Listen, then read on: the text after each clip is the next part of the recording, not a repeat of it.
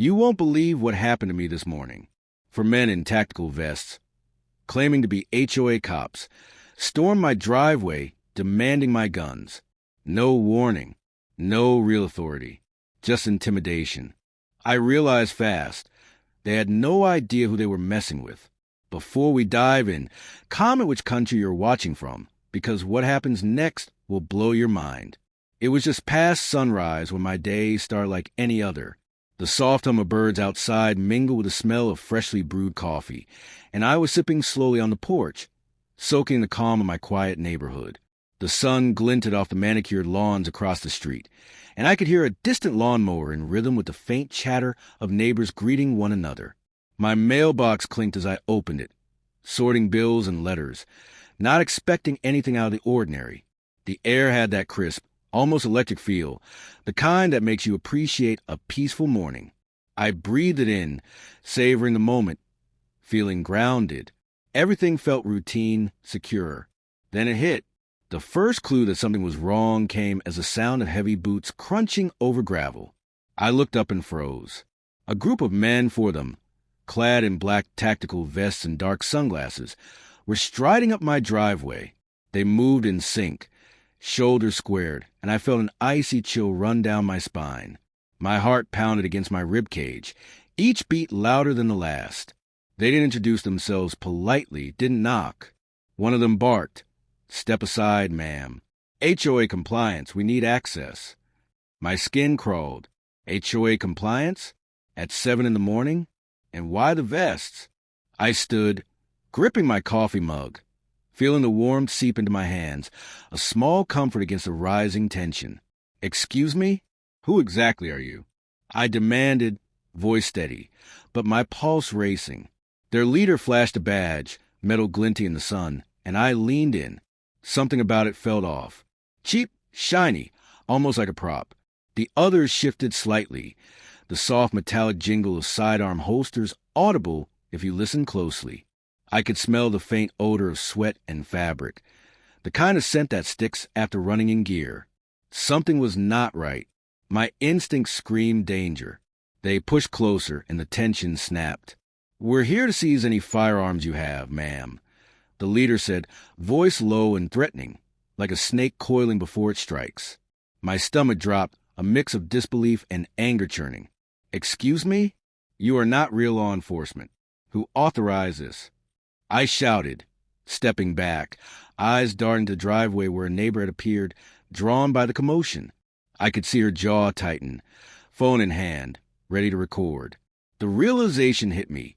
Someone had crossed a line, and they had no idea who they were dealing with. The men exchanged glances, subtle nods, and I noticed something peculiar. None of them wore proper insignia. The leader's hand hovered near his waistband, a faint tremor in his posture betraying his nerves. I straightened my spine, heart hammering, muscles coil like springs. "You have zero authority here. Step off my property," I said, voice rising, controlled yet fierce. The neighbor whispered something to herself, the sound like static in the tense morning air. My mind raced, recalling every safety protocol I'd ever trained for, every scenario drilled into muscle memory. This was no longer a simple confrontation. It was survival. Then one of them, braver or perhaps dumber than the rest, stepped forward, hand twitching toward the small of his back. My pulse doubled. I shifted subtly, fingers brushing the edge of my concealed defense, eyes locked on his every movement. "This is your last warning." I spat, and for a split second, time seemed to stretch. The street had fallen silent except for the crunch of gravel and the distant hum of a lawnmower. A few neighbors peeked from behind curtains, sensing the storm about to break. My mind calculated, heart racing, ready to unleash everything I knew. And then a sharp click echoed, making me flinch, and everything went still, almost unbearably so. I could feel the heat rising in my chest, anger mingled with adrenaline. The click I heard wasn't just any sound. It was a metallic warning of a weapon being drawn. My eyes narrowed. The leader's finger twitched near a trigger, but I was faster. My mind raced through protocol, every training session, every drill. I'd spent years preparing for moments like this without ever expecting it in my suburban driveway. Yet here it was real and threatening. My hands tightened into fists, then relaxed, controlling the surge of energy. I needed strategy, not panic. Step back. You don't know me, I said, keeping my voice steady, calm on the surface but steel underneath. The neighbors were now fully visible, peeking from behind hedges and windows, their expressions a mix of fear and awe. I could see them whispering, phones raised, capturing the unfolding scene. One of the intruders muttered, "She's not alone," and that gave me the tiniest edge. They sensed something, but they couldn't name it yet. I inhaled sharply, smelling the acrid tang of sweat mixed with early morning dew, grounding myself. The leader stepped forward, voice sharper now. "Property seizure. Compliance order. You will surrender your weapons." His tone was rehearsed, almost theatrical, but hollow. My gut twisted. "I want names, authorization papers, and a legitimate badge. Right now," I demanded. They hesitated, exchanging a glance that betrayed their unpreparedness. It was the first crack in their armor. I could see the beads of sweat forming under their collars, the tightness around their necks. They were bluffing, and I knew it. I moved subtly toward the garage, a calculated angle, fingers brushing a concealed phone in my pocket, ready to record every second. My mind cataloged every detail, the folds in their fake badges, the cheap stitching on their vests, the inconsistent gait of each man. One by one, their confidence wavered. I could smell the leather of my own holsters, feel the cold metal under my fingertips. My pulse slowed fractionally as I realized they had no idea who they were facing. My years in defense training, military-level protocol, all of it surged within me. A neighbor shouted from across the street, "Call the police!" These aren't real. The word hung in the air, a lifeline thrown across a sea of tension. The leader's eyes flickered the crowd, calculating, then back at me. "You'll regret this," he hissed, voice almost trembling. I smiled, cold and sharp. "No, you'll regret it. Step back, or I'll enforce my rights the way trained professionals do. You're trespassing, impersonating law enforcement, and threatening civilians. And I have every witness and recording needed." They hesitated, and in that brief pause, I felt control returning. My body relaxed, coiled energy shifting to strategic action. "Leave. Now." I commanded, and for the first time, I saw doubt ripple through them. Their leader cursed under his breath, a low, guttural sound, then motioned the others. They moved toward their car, boots scraping gravel, muttering threats. My chest heaved, sweat cooling in the morning air. The adrenaline buzzed through my veins, but my mind was razor sharp. Every neighbor watching had witnessed a standoff, every recording preserved. They had underestimated me, and that was their undoing. Before the car could pull fully onto the street, one of the men fumbled with a phone, perhaps calling for backup. I stepped forward, voice booming, projecting authority. "Any attempt to return, to threaten, or impersonate again will be met with immediate legal action. And trust me, you do not want to see what that entails." The leader's jaw clenched. His eyes narrowed, flicking to witnesses, then finally down the driveway. Slowly, deliberately, they retreated, boots scraping against the concrete. My neighbors exhaled collectively, a wave of relief rippling through the street. I stood there, absorbing it all. The smell of dust stirred by their heels, the sound of their vehicle fading, the quiet whispers of neighbors checking on one another. The adrenaline drained slightly, replaced with a fierce sense of calm. I knew the next step was crucial: law enforcement verification and public accountability. They had tried to intimidate me, to seize my property through deception, but they hadn't counted on my experience, my training, or my readiness to defend what was mine.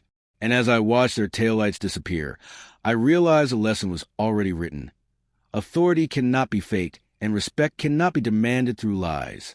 By mid-morning, the neighborhood had returned to a cautious calm.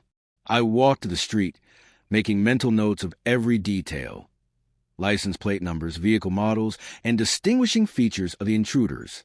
The faint aroma of dew still lingered in the grass, mixing with the scent of anxiety and adrenaline that clung to me. Neighbors came out, offering nods of support and murmured thanks, many with phones still recording the aftermath. I waved them off gently, but my mind was already racing to the next steps: police reports, HOA notifications, and the legal implications for impersonating law enforcement. The intruder's attempt to intimidate me was not just audacious. It was criminal. I documented everything meticulously: videos, voice recordings, photographs. Each click and beep of my devices reinforced a growing sense of control. The fake badges, the poorly printed compliance orders, and the shoddy vests were all evidence. I felt a strange mixture of exhaustion and exhilaration. The sun had climbed higher now, casting harsh shadows across the driveway, and I could feel the heat on my back as if nature itself were conspiring with me, warming my resolve. When the real authorities arrived, I briefed them fully. The officers were visibly impressed with the level of preparation and documentation I had. Every detail was corroborated, every description precise. My neighbors gave statements, corroborating the confrontation. I watched the officers exchange glances, nodding at each other, understanding that this had been a serious threat averted by readiness, vigilance, and a refusal to be intimidated. The men had impersonated HOA enforcement, attempted illegal confiscation, but now faced genuine legal scrutiny. Later, as I reflected on the morning from my porch, I felt a complex mix of relief and pride. Relief that no one had been hurt, that no shots were fired, that logic and preparedness had triumphed over deception. Pride that my training, instincts, and courage had stood firm under pressure. I sipped a cold glass of water, feeling the sweat cool on my skin, listening to the faint hum of life continuing in my neighborhood. Lessons had been learned, boundaries reinforced, and justice, in its procedural form, beginning to take shape. The fake HOA agents would face consequences: criminal charges for impersonation, threats, trespassing. The documentation I had meticulously gathered ensured there could be no loopholes, no room for their lies. I knew the neighborhood now viewed me differently, not just as a neighbor, but as someone who could stand firm, someone who would act decisively to protect herself and her community. And while the morning had started like any other, it ended as a statement. Vigilance matters, courage matters, and integrity always prevails.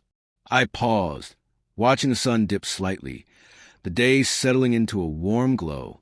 Authority cannot be faked, respect cannot be demanded through deception, and courage cannot be taught. It is forged in moments like this. My neighbors, my home, my rights, all have been defended, and that knowledge, that quiet triumph, felt better than any cup of coffee, better than any ordinary morning.